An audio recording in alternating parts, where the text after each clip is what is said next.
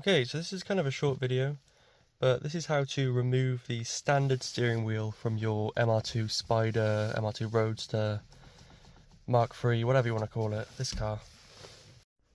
Okay, so what do you actually need to get the job done? Well, you're going to need one of these, a T30 Torx bit or screwdriver, and also you're going to need a 17mm socket for the nut that's in the back of this. Now on the steering wheel, the first thing you want to do is there's two bolts on the bottom, one there and one there. So first thing I'm going to do is take out those bolts with your Torx bit. Okay, so those bolts are now loose. So what you'll probably notice is you've taken those bolts off and the steering wheel airbag is still in there. So what you want to do is you want to grab a flat-headed screwdriver like this, and you want to put it in this little gap in there. Really push it in, and you want to work it up to where the bolt is. Really get it in there and open that gap up, and as you can just hear then, that bolt falls down from there down to the bottom here. And you only really need to do it on one side, and that then will allow you to pull the whole airbag off. Now you got this off, I would recommend disconnecting the battery before you go any further, purely because this is an airbag and you don't really want it going off. So it probably won't go off if the battery's connected, but I just do it because I know it won't go off if there's no power going through it. So to get the airbag off, all you do is this little pin, push that in, and it just comes right off like that. And there you go, that's your airbag off. Alright.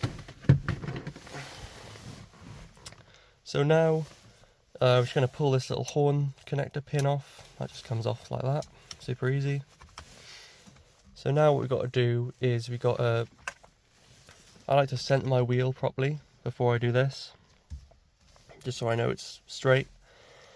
And we got this nut here. Now on a standard car that hasn't been messed with, this nut is probably going to be quite tight, so I would recommend using an impact gun on it. You don't have to.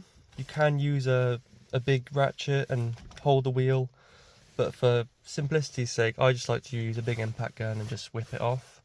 So I'll do that right now.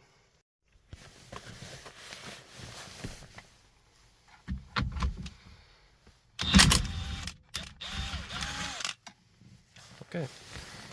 So obviously it's a lot easier with the impact, but it's definitely possible. When I did this for the first time, I did it with a breaker bar, and it's very easy.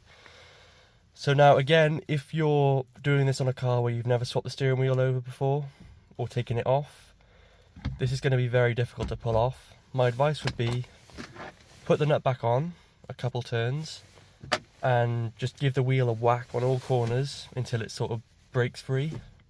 That way it won't spring back in your face when you take it off. But obviously I've taken my wheel off a few times already for MOTs and stuff, so mine literally just comes straight off like that.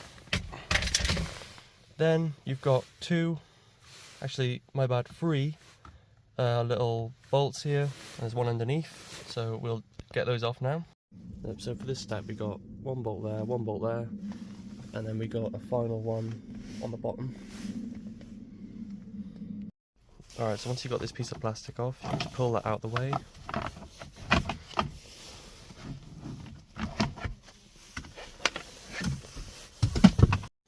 Alright, so once you've got that low piece of plastic off, you can then go ahead and take out the indicator cancelling switch mechanism.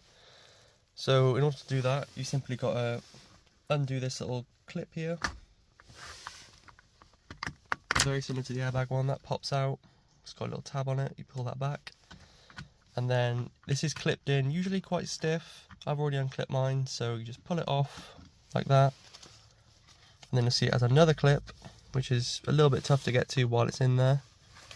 And then you just want to get that off as well. So I'll do that now.